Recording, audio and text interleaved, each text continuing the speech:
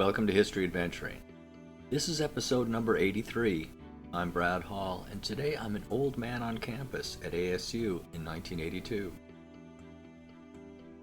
Nowadays, in my 60s, I find that the range of people that I consider to be about my age is very wide.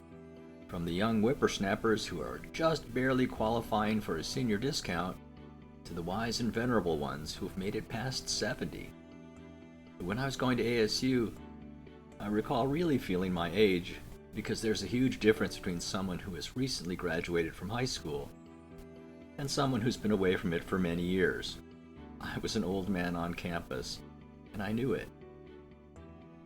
I was 25 in the photo here, and I really had no one but myself to blame for making such slow progress towards graduation, which I would do that year. It was just a 4-year degree, but it took me 7. Most people graduated at age 22, or at least 23, so my being 25 meant that, although no one was kindly holding my elbow when I walked upstairs, I felt my age. It was time for me to get myself organized, wrap up the remaining classes, and move on. Don't get me wrong, I did fine in college. The lowest grade I ever got was a C in accounting, but I've always been nowadays what is called attention deficit disorder.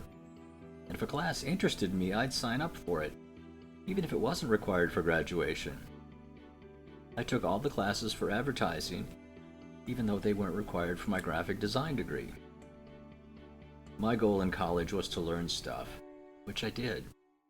I learned graphic design, marketing, advertising, and everything that I wanted to know in order to start my own business, which I never really did, unless you count freelancing.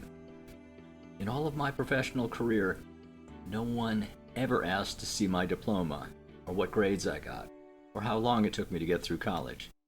They looked at what I could do, and hired me. When I started teaching, in 1996, I brought this attitude to the classroom.